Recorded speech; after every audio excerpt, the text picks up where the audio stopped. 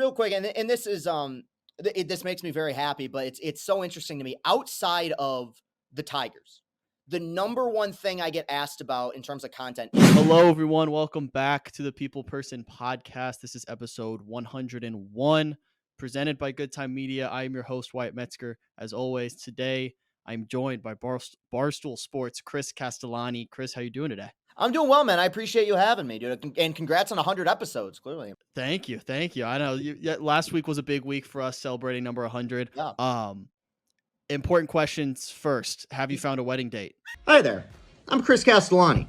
You might know me as the guy who makes the Tiger videos, or you might not know me at all. That's okay. I got invited to a wedding. No, I haven't yet, and I've had a few people it's actually become a little bit stressful now because I've had a few people who've reached out being like, I might know a girl who might want to go, which of course, like if that's the case, it's very flattering, but like, I don't want to drag somebody there. You know what I mean? Like I want to make sure everyone's comfortable. And so, no, I got a little bit more time to decide this, but no, I haven't. I was surprised at the way that video took off. I was at Comerica Park last week for opening day and I was getting questions about it. So maybe some will come to fruition. If it does, I'll definitely let people know. But yeah, as of now, no real suitors. No. Fair enough. What's your criteria for a good wedding date? Like, what are you looking for in someone to Dude, bring? I've never had one, so I can't necessarily say. I guess for this, just someone who knows that's just like, it's a very light thing. Like, it's not meant to be anything serious. It's just literally just trying to have fun. People were saying like, are you going to make content out of it? No, I think that'd be weird to me. I mean, maybe a video or two, but like, it's somebody else's wedding. You know, you can't, you don't want to take the attention away. So, no, yeah, I mean, just as long as somebody wants to have fun, I'm fine with it. Yeah. Gotcha. It makes sense. Well, good luck with all that. Hopefully maybe this will help. Maybe someone will see I this. hope so. Yeah. Yeah. Now we were saying beforehand, this has been a little over a year since you've been on before, which is always cool for me when that's the case for a guest, because when you do what we do, it's always like day to day, like what video am I going to put out tomorrow? What am I going to do? Like you're always thinking like in 24-hour frames, I think. Mm-hmm. So I like this is like a benchmark where you can look the past year, like what's been going on, how have I grown, and it's nice to take a step back.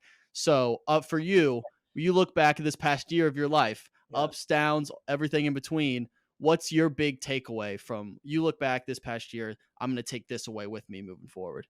I'm still here. I mean, that's a big one. The last year has been definitely wild. It's been, the highest of highs and the lowest of lows is the perfect way to describe it, because like the one downside of being like so open about the struggles is that like I don't want to portray the image that I'm not completely grateful for the things that have happened. Like, I mean, some of the best things that have ever happened to me have happened since I started working at Barstool. And obviously, I mean, I think that it's when I got this job, there was a learning curve in so many ways, but there was an adjustment period to just getting to know people, social skills, content, especially being in Michigan, you're kind of out on an island there. So, I mean, there's definitely been a ton of growth, a lot of change, a lot of maturity, and a lot of hard decisions. I mean, professionally, I love where I'm at. I love Barstool to death, but it's been a whirlwind for sure. It seems for the time being like things are stable with baseball back, and I got my routine back, but there's been definitely a lot of life lessons. I'm curious to see, honestly, like when the moment will come where it's like, okay, I'm out of that phase. Maybe I never will be. Maybe it'll always be a part of me. But yeah, I think it's going to take a little bit longer before I can fully compartmentalize everything that's happened. It's moved so quick. Like you said, you go on kind of 24-hour intervals. So you kind of just focus on, okay, what do I need to do to get today done? And then you go through a lot of todays, and all of a sudden it's been a year, 2 years, and you're like, wow, okay, that really was like a crazy period. So yeah, just a lot of growth, a lot of maturity over these last 12 months for sure. Yeah, I feel like perspective's a really hard thing when you're living on the internet, because sometimes you can get sucked into like either one platform or one argument, and then like 2 weeks later, you're like, I didn't even care about that. Why was I getting totally mad about that? I mean, especially like working here and on the age that we're in, we're in a reactionary society. Like people want to see instantaneous reactions to things, and I do that with the Tigers all the time, where I'll go back and watch like a week after I post a video. I'll go back and watch it and be like, why was I so upset? But the thing is, like, but that's also the age we live in. Like we react to things in the moment. off the cuff. I think that's that is part of what makes Barstool so successful. So yeah, I mean, there's definitely a lot of evaluating you have to do. At some point you take a step back. I just don't know when that's going to be. Yeah. Now, when you're dealing with something that's so personal and just like internal, but you have to do it kind of on an external stage, Yeah. basically, is there a part of you that's like, it's kind of freeing to like, I don't have any walls up anymore? Like, Yep. I'm just an open book. Is it like, was that part of it, or was it still hard to kind of deal with that in like a public format? That's a really good question. I think, when I went public with everything that was going on, part of the reason was it forced me to be accountable all the time. Like, I mean, if you're putting out a blog that says, "Hey man, I've been struggling with a drinking problem. I'm going to get myself help," and then 2 months later, somebody who recognizes me from Barstool sees me out at a bar, like, well, okay, then I'm holding myself accountable by being public with it. And I remember that's interesting. You bring up that kind of freeing feeling. I remember when I went to Brighton to the rehab facility. As I was driving in, I got a call from one of my coworkers who was like, "How you feeling?" And at the moment, I'm like, "This is actually kind of euphoric. I get a period of time in which I can disconnect from the world." And I can, like, there's optimism here. It's not just stewing in the same thing. So, I mean, there's obviously going to be an adjustment period. I mean, the way that people perceive you, whether positively or negatively, changes when you are as open as I've been. And your successes become public, your failures become public. There's a pressure to that, but I enjoy it to a certain extent. I like being public. I like being open. Part of it is it's my mission to make sure that, like, I don't want the only thing I'm known for is just talking about Tiger baseball. I feel like I have more to offer, but beyond that, I mean, it feels good to connect with people. And one of the great joys of this whole thing has been people who I didn't even know, or people whose struggles I didn't know about, saying, "Yeah, I went through something similar. My dad went through something similar." That you get a sense of community there. And I think that's one of the best things about Barstool, is that you rarely ever feel like you're alone in anything you're doing. So yeah, I mean, it's kind of the way I've looked at it since I've gotten out. Yeah, and I think there's also something about the internet, like, no matter how bad of a place it can be at times, I think at the end of the day, like, people want to see good people win. And Yeah. that's like, it's the same in sports too. Like, even if you don't hate a team, but there's like, all right, this is a really good stand up dude. Like, you want to see him be successful and you're happy for those people. So I think, like, when you are open about that and people can recognize that vulnerability, I think that's a Mhm. really cool thing. Thank you.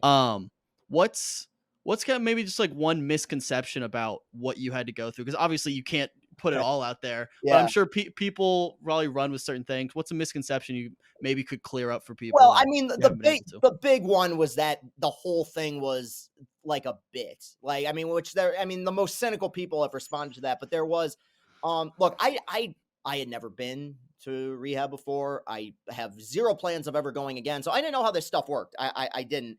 And it was quick. I acknowledge that it was. But when you're there, and I think especially at kind of the point where I was, early on, I'm like, all right, I got to get this right. And I was there for 12 days, and then I was there for 12 days. But really, when I got home, I didn't really leave the house for like 2 more weeks. I was kind of still disconnected from a lot of things, and I went back to with the stuff that made me happy, going back to my job, going back to going on runs, working out.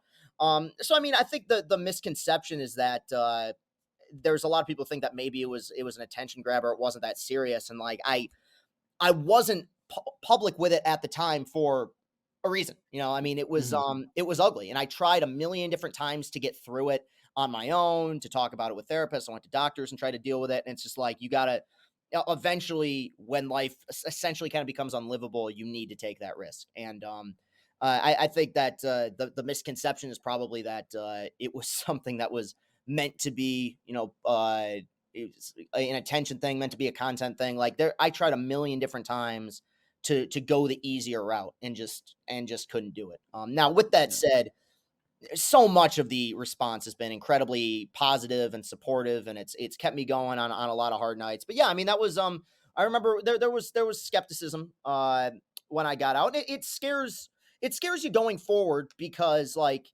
this is because I was public with it, and I acknowledge this. This is a part of me forever now. Like, when you tell the story of the things I've been through, like, this will be included, and like, you can turn that into an incredible positive, or you can turn that into a negative. I'm trying to turn it into something that's as positive as possible, not just for me, but for the people who really helped me through this entire thing.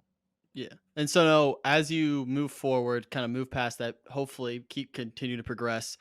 There's a big Chicago move coming for Barstool. Mhm. What's the next year look like for you? What's your job? Are you staying there in Michigan? What's it look like for you? It's TBD right now. I got to get a few. I gotta get a few more months under my belt of just getting right. The end goal is to be a part of the Chicago crew. Nothing is finalized for the time being. You know, the thing about Barstool that makes it great and also competitive is the fact that you gotta earn your job. You gotta earn your spot at a certain place, and that means putting out the best content. That means conducting yourself the best way. That means just keeping a good head on your shoulders, you know, staying true to yourself. And, you know, I got to get all those things right. I mean, this has been kind of an accelerated process. I'm only, you know, was it 4 months away from, you know, getting help. And I say that as if it's a completed thing. Like it's a fluid thing. You're always moving forward. You're always trying to adjust and get better. So look, the dream is to become a part of that crew one day. I love Chicago. I love the people that are moving to Chicago, but, you know, you got to earn your spots. And I look forward to doing that. I really hope that baseball season allows me to kind of clear my mind a little bit. And, you know, I can renegotiate at another point. Awesome. Now, random question about your baseball videos. Yeah. When you're filming those post game like videos, what's the protocol to make sure no one's like walking in or like interrupting you while you're screaming at your phone? Because I Let, let, deal with that too. let me I make sure my mom doesn't come in. Yeah, I'll give you a short little tour here. I got you. So this is the basement where it happens. And Okay. so essentially this is my room right here where I step in and do the video. So basically with the door closed, you know, walls are pretty thick here. So essentially there's not really much concern. Now back in the day when I first started doing them, I was doing them in my car. Like, and the way it's arranged, we have a 2-car garage and then we have the 1 car that I park in our driveway. So I was like doing them at night from our driveway. That's why like I doing them in public, like when I do them at Comerica, as fun as they could be seeing the people, that's tougher for me because you see the Yeah. people walking by being like, "What the fuck's this guy talking about?" Like Yeah. it's doing them at home. There's much more of a comfortability. But yeah, I mean, early on, it's like, you know, I go back and watch like my old content, like way before Barstool, where it's like you could clearly tell I was keeping my voice down as to not like disrupt the household. Now I have a little bit more freedom in the area that I film them in. But yeah, that was a concern originally for sure. Yeah, no, that's something I always find interesting. I'll have certain spurts of like being so comfortable filming in front of people. Yeah. Like I'll go back and watch old videos and I'm like, I don't know how I did that. Like how did I have the confidence to go do that and go Mhm. talk to these random people? So it's Mhm. funny but yeah, I deal with that same issue. Is like, all right, mom, if that door's closed, you're not coming in here because I'm still working out of a studio. This is my brother's old room. I just converted it into a studio. It works for now, gets the Mhm. job done. But I just got to make sure, like, hey, that door's closed. I'm working. Yeah. So it is funny. Now speak internal Barstool stuff. Dozen trivia. Yes. You maybe had some struggles this year compared to other years, Yeah. but I want to know what the upside is for Flux moving Yeah. forward Well, you into the know, tournament. real quick, and this is this makes me very happy, but it's so interesting to me. Outside of the Tigers, the number one thing I get asked about in terms of content is the dozen. It's Yeah. amazing how much like there's people I know who aren't even Barstool people who are obsessed with a dozen. So it's incredible what Jeff and the guys behind the scenes have been able to build there. But no, I mean we started the season was me, Clemmer, and Alex Bennett. And then there was a shakeup. Francis left Mitzi's team. Now, a little behind the scenes here. Originally, what I pitched, and it was just a little bit too late at the time because Jeff, these guys worked so hard with the graphics and everything, so it just logistically didn't make sense. The original pitch was to try to get me and Mincy on a team together. Mitzi's my guy. That didn't work out. I love Clemmer, and I think Clemmer's awesome. The one issue that Clemmer and I ran into is that we kind of have similar brains. So, like, if I Yeah. knew something, he would probably know it. If I didn't know something, he probably wouldn't either. And so then when Francis dropped out and when Alex dropped out, there was a shakeup, and it's positively impacted both teams. We are comfortably in the tournament now. And Clemmer's team with Gia and Robbie are the number one team right now. So it's been a lot of fun seeing us play some good teams, knock off some good teams. Beating the Frankettes was great. The way I put it is truly, and I think it's going to make the tournament so awesome, and did last year as well. So much of it is just like if you just happen to have a Slumdog Millionaire moment where the questions just fall in your wheelhouse, you can get hot. Like last year, I want to say Uptown Balls was the 12th or 13th seed, and they won the whole thing. So Yeah. we're, I believe, at 11 right now. I think we have just as good a shot as anybody. I would not put us the favorites, but it's definitely been a lot of fun seeing kind of the balance on the team. Joey's been great. And I mean, the fans love Joey and he's hilarious. And in terms of trivia, he's filled in a lot of the gaps that Mince and I might not fill in terms, like he's known a lot of pop culture stuff, like the snacks questions, the food questions. So it's become something that is a much bigger part of my life than I ever expected it to be. Like I'm a competitive guy, but like I haven't played sports, really done a lot of that stuff in a long time outside of like running outside. So like these matches, they get very intense, but I'm looking forward to hope, assuming we make it, which it looks like we will, going to New York for the tournament. And then it was announced a while ago that the Final Four will be played live in Chicago. So that should be crazy. Those live shows get nuts. So I'm really looking forward to it. I'm looking forward to our next match. I try to keep up with every single match. I think that Jeff's created something that's endlessly entertaining, and you got to give obviously a lot of the players credit for that too, for having a lot of fun. So no, I really do enjoy it, and I hope we can make a run this year. So I actually have an offer for you. So here at Good Time, we have a strictly movie trivia show. Okay. It's called Battle Flicks. Mhm. We just wrapped season 1. The tournament ended a couple weeks ago. I want to ask you.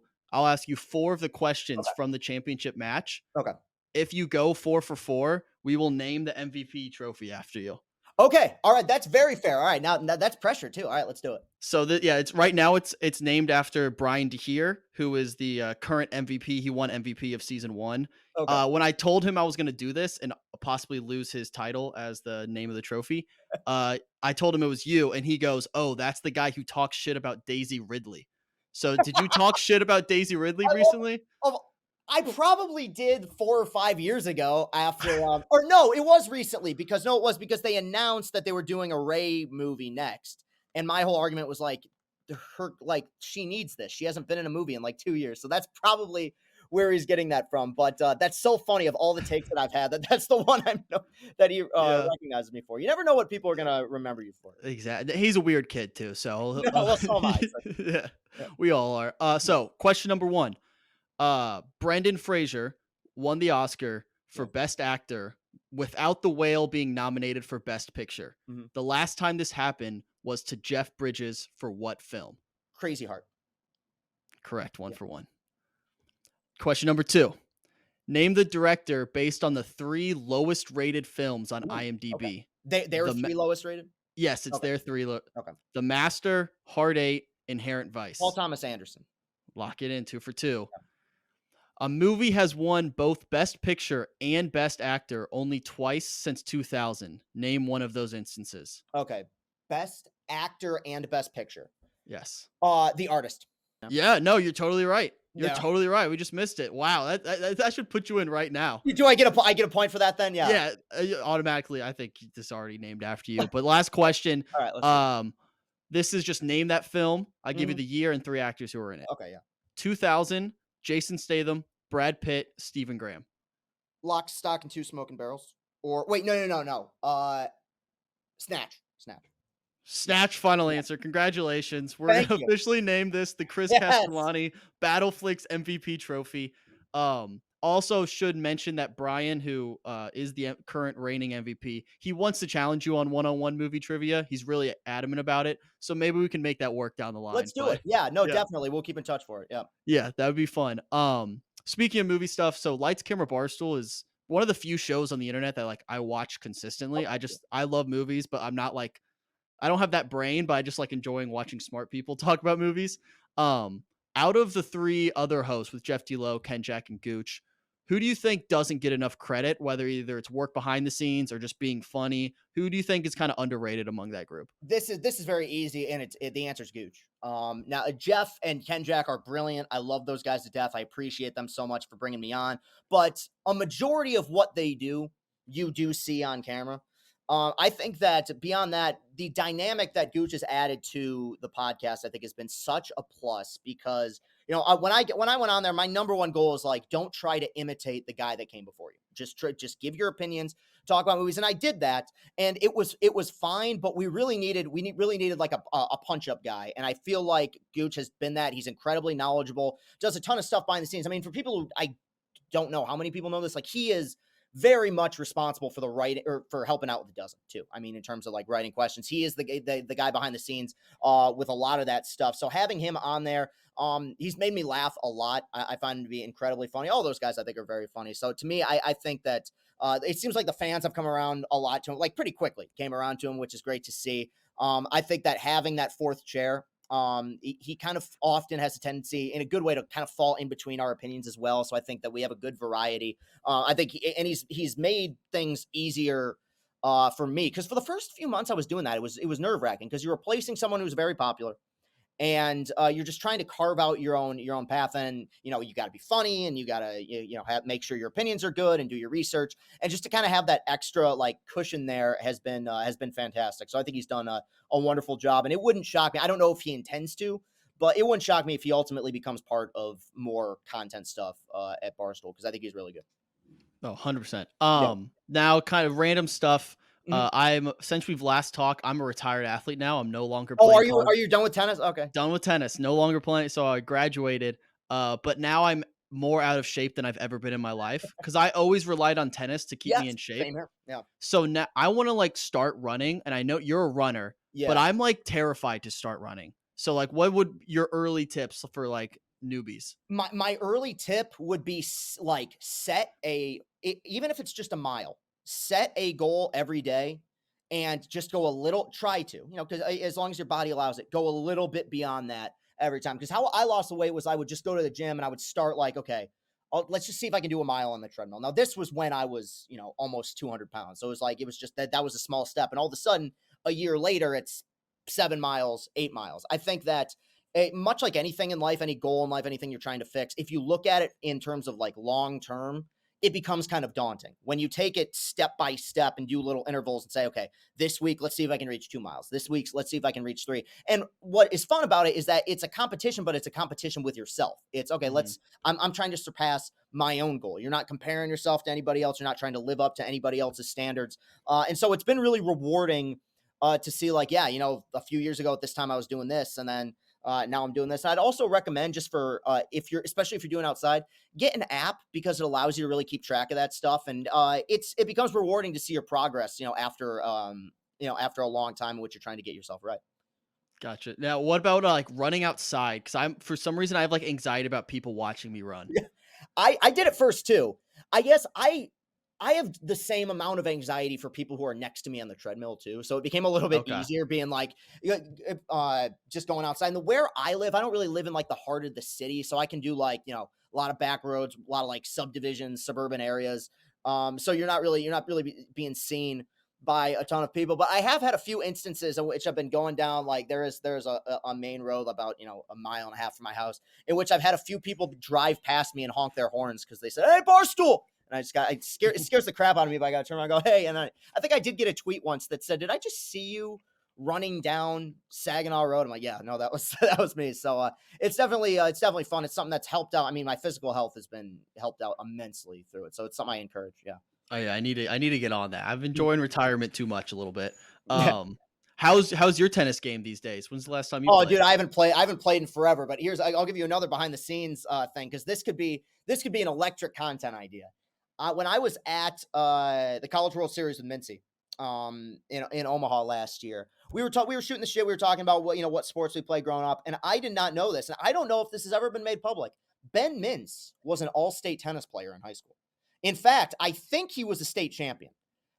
So at which point we brought up, dude, we have to give us like each one of us a month in our separate corners to train a little bit, get somewhat respectable, because I haven't played in years, Yeah. and then do a match one-on-one, brothers going up against each other. I think that could be a lot of fun. That was something we talked about last summer. But in me, I have not played in a long time, and I still pay attention to it, still watch. But in terms of the playing itself, now it's been a while since I picked up a racket. Gotcha. Well, I was gonna offer you, if you need some training. I'm the head coach at my old high school. Oh, are you really? So Congrats. yeah, so if you want to get some confidence too and beat up on some like low level high school kids, I come might on need it down. We'll mic you up, get you camera, and make some content out of it. But yeah, it'd be good for the kids too. for sure. Thank you. Yeah, anytime you come on down to Indiana, to Right venture on. on down south. Baseball question. Yeah.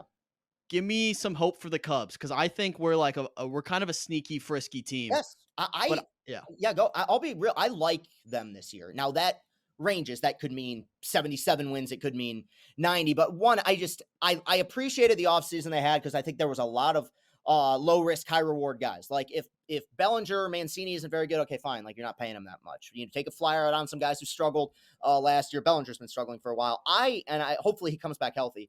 I was the one guy who liked the Dansby signing way more than most people. Like because I think that the general perception was, well, he had a career year last year and a contract year. He'll never be that good.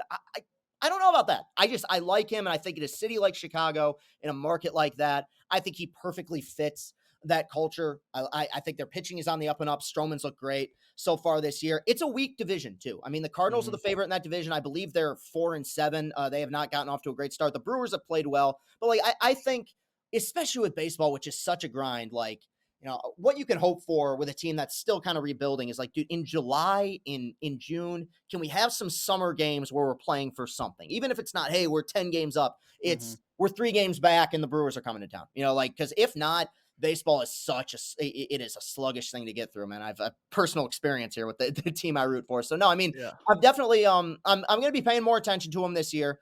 With Carl and I working together, and I've always liked the Cubs, just as an organization. So, I mean, they're 6-4 right now, off to a nice little start. I think the Cubs are one of those teams. I think baseball is just better when they're good and competitive. Yeah. So, hopefully they can get back there soon. Yeah, I literally had written down here. I was like, baseball is the hardest sport to root for when your team sucks. Oh, dude, easily. Any other sport, like NFL, week to week, like, oh, maybe we'll get an upset this week. Like, it's just one game a week. But baseball, if you're in July and your team's garbage, it's hard to sit through. It's really hard. I mean, I was watching Tigers last night, and I was just like, watching us give up 5 home runs. I'm just like, there's 152 more of these. One more Cubs thing. I'll say a little Cubs anecdote. I was lucky enough to do color commentary for a West Michigan Whitecaps game last summer, and they were playing the Cubs affiliate. And it's very funny when you watch minor league baseball. It really is like when, in like Catholic youth basketball, how there's that one kid who's like 6 foot and has a beard. You can tell when watching minor league baseball, okay, that guy's a major leaguer. That guy's a lifetime minor leaguer. And this Crow Armstrong center fielder that's in the minor leagues for the Cubs is one where I'm like, all right, that guy's going to make it. So they have a lot to look forward to with him as a prospect. I was talking to Carl about it a while back. I mean, he's going to have the keys to the car as far as being their center fielder of the future. And I think he's going to be a big success. Hell yeah. I'll remember that name. Now, I want to do a little segment here. We've just started here a couple episodes back. It's called Say Something Nice About My Friends. Okay. These are people who've come on the show, or I know that I know you know. So this is a little backstory. When I was in Chicago, I want to say 2 or 3 years ago, it was right before the trade deadline. It was the day that Chris Bryant, Anthony Rizzo, Javi Baez all got traded. So this is the day that my childhood ended. Yeah. Also that day, Doug's and Frank were at the stadium. I ran into them, and Frank just sat by me and started ranting about the Mets and ranting because they were getting Javi. Shocking. I guess. Yeah. So they were getting Javi, and then he was just ranting about it. And I was like, Frank, my childhood just ended. I lost the guys who won me a World Series. Like, this is not the time. But I got a picture with them. They were so cool. The nicest people. Just say something nice about Frank and Doug's. Well, I mean, with Frank, it's similar to me with the Tigers. It's passion, dude. Like you are enduring a lot of pain and you're going through it. And also, like, it's one of the things I love Barstool stories like that. Like this guy been grinding for, like, it was literally about 20 years updating this website. I think he was working at a courthouse, I believe. And then, you just keep going with it. The passion keeps showing. You're on TV next year. Eventually you're hired by Barstool. I think that's awesome. Doug's, that one's easy. Super nice guy, trivia teammate last year. And of all the Barstool things that I like, pieces of content, just to me, a prime encapsulation of what is awesome about us is the whole Doug's saga. Like the fact that it was COVID, everyone was depressed, everyone felt shitty. And then Big Cat creates a character on a video game that was discontinued like 8 years ago. And my buddy and I, especially during the heart of, quarantine, during the heart of COVID, we're texting each other during these games like they're actual games. Like, why the fuck are you going for 2? And then, of course, there just happens to be a guy in the world who looks like the character, and we end up hiring him. So, no, I mean, lovely guys. And I love their chemistry together as well when they do stuff. So, yeah, they're fantastic. Oh, yeah, it's hilarious. A lot of people think, real quick, a lot of people think I don't like Frank, and a lot of people think Frank doesn't like me. All of that doesn't, like, I just like having fun with him. I love Frank to death. I think he's fantastic. I think what he does for the company is amazing. He's one of the most popular personalities. It's all fun and games because I root for a terrible team and he pretends he roots for a terrible team. But when in reality they're quite good. So yeah, that's Yeah. I wanted to clear that up. But yeah, I love that. That's the thing with Frank. A lot of people, like they're grinding to eventually get to like Barstool or get to like Yeah. that bigger thing. With Frank, it felt like he wasn't like grinding to get somewhere. He was just grinding because just he enjoyed liked it. it. Yeah, he No, just enjoyed it. if Barstool, no, I love that about him because like with me, I was a few years away from being like, all right, I love this, but like I got to find something else. Where you get the Mhm. impression like if Barstool never comes a call and Frank would just keep updating the website and just Yeah. doing his thing, just because it's something he loves doing, and I think that's awesome. Oh no, he was the best. The last thing I want to do here, I want to run through some ideas for you. So I Mhm. basically just give out free Okay, ideas. You can run with it. If you take this, monetize it somehow. I don't need a dime. okay, thank Uh, you. first thing, have you ever heard of CC's Pizza? I've heard of it. Yes, I've never had it, but I've heard of it. Okay, first of all, it's fantastic, but you should start a segment called CC's Pizza with your initials, and you should do pizza reviews because I feel like Barstool doesn't have any pizza reviews. That's Yeah, a niche in the market. I might be stealing the boss's thunder there for a second, but that'd be a good parody thing to do every so often because he's been in my hometown before too, just to try those and promote some local eaters. Might not be a bad idea. Yeah. Yeah. So another idea free of charge. You should try pre-recording one of your post-game videos and see if anyone notices. Like try to pretend like or predict how the game's gonna go. Pre-record it, schedule it to go out, and see who like test your fans a little bit. I will have to go back and look through the vault because there's obviously a ton of videos. I've done something similar. I've done Really? there's those games. I think last year I did it. There's certain games where often it's a scheduling thing where like I'm not going to make it to the end of the game and like I don't want to be doing a post game from the car from at like a house party or wherever. Um but there have been games where it was 9-0 in the third inning and like one of our guys had two random hits and I'm just like, well, he's going to be player of the game. I don't care if the bullpen gives up no runs or 20 runs, like they got destroyed today.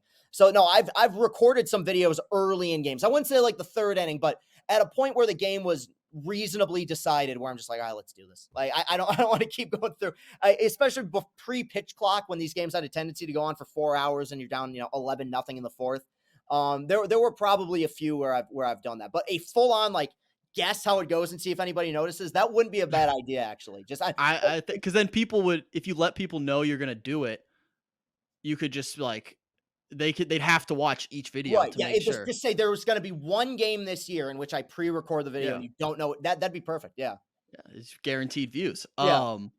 Now, this isn't really an idea, but I just want to get some early movie predictions for the Mhm. year. It seems like it's Yeah. going to be a pretty good year for movies. I feel like, It's been way better this yeah, year than it has in the last few years. Yeah. I feel like we're finally past like COVID movies. Like, there's no more COVID movies being released, Yeah. which is nice. My early movie prediction, it can be anything you want, but I think Barbie's going to get a Best Picture nominee and Oppenheimer won't. Okay. I can legitimately, people might think you're crazy about that, but I can legitimately see it. One, as much as I love Christopher Nolan, I believe only Dunkirk that's the only movie he did that got nominated for Best Picture. Like I we think love so. him, but like Dark Knight, Inception, Interstellar, Tenet, none of those got nominated for Best Picture, and he's only been nominated for Best Director once. The critics love Greta Gerwig. She's directed like two movies that are Uh-huh. really popular. Um, by all accounts, like I was watching an interview with Margot Robbie where she's been like, when I read the script for this, I said, this is so brilliant, but it's never going to get made, which just is so intriguing to me because I like saw that. I was like, what could that I'm like possibly mean? I'm like, what is in this movie that is so controversial or so weird that it could earn a Best Picture nomination? Or that it could be difficult to make. I'm very intrigued by it. It wouldn't shock me. I mean, I think especially with the added nominees, like nothing surprises me anymore because one movie like this will be the example I'll use until the end of time. One movie I was just like so whatever about when it came out. I was kind of whatever about the original and just expected it'll be whatever, like just this nothing, like it'll come and go movie was Top Gun Maverick. It was like a movie. I'm like, Mhm. no one asked for this. It's a sequel to a movie that came out 35 years ago. Like, what is this? And it's one of my favorite movies ever and like got nominated for Yeah. Best Picture. So I feel like the walls have been kind of torn down there in terms of the genres. So it wouldn't shock me. I do think that Nolan also to a certain extent has isolated himself a little bit with some of his recent movies. Tenet was a bit divisive. Dunkirk was very well received, but Interstellar was kind of mixed, even though I loved it. So yeah, I mean, she's a critical darling, so it wouldn't shock me if it's really good and really popular, which I think it will be. It wouldn't shock me if it got something. Yeah. So do you have any bold movie predictions for the upcoming year? Well, I mean, I'd have to double check. I'm very excited for Oppenheimer. I guess the one prediction I'll make is I've been very, very down on the MCU for the last several Yeah. years. I legitimately think Guardians of the Galaxy 3 will deliver. I think that will be a Okay. really good, because I think it's James Gunn, complete control. These are characters that started in the Infinity Saga. I think they really want to have a good bookend to that to that arc, and so I think that'll be good and heartfelt like a lot of his movies are. Besides that, I mean, I'm kind of even done predicting stuff. Movies have become so unpredictable for me, like in terms of what my opinions are going to be, how they are relative to what the quality of the trailers are. So yeah, I mean, it's unpredictable, but that's also what makes it fun. Yeah. No, that's what I've been fighting for my life with my friends with the MCU. So like we Yeah. all enjoyed it. And then AntMan was tough. Yeah. Was real tough. And then I came out of it. I was like, listen, that was a bad movie, but I kind of had fun. Like there were some jokes that hit. It was funnier than Thor: Love and Thunder, which Yes. didn't expect. Yes, I would agree with that. And then, but I was like, guys, it was a bad movie, but like it was kind of fun. And they were Mhm. like, I'm out MCU forever. This is terrible. It's over. And I was like, yeah. And so I've been like fighting for my life. So I hope Guardians delivers. Secret Invasion looks interesting It to could me. be, I think yeah. it could be good. Those shows have been really, really hit or miss, mostly miss. So it'll be interesting. But yeah, I mean, I hope Guardians delivers, because that if it doesn't, the MCU is in That'd be really trouble. sad. Yeah. Yeah.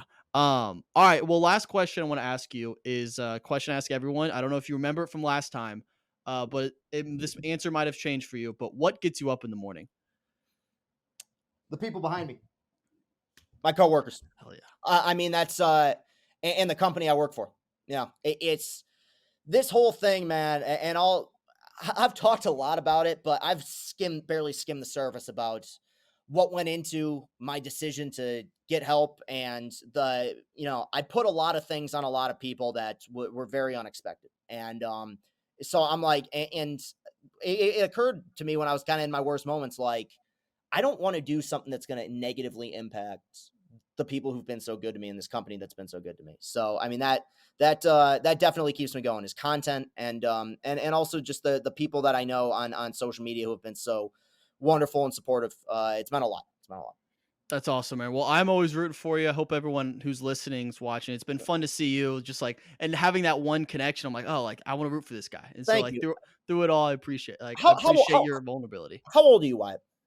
23. Yeah.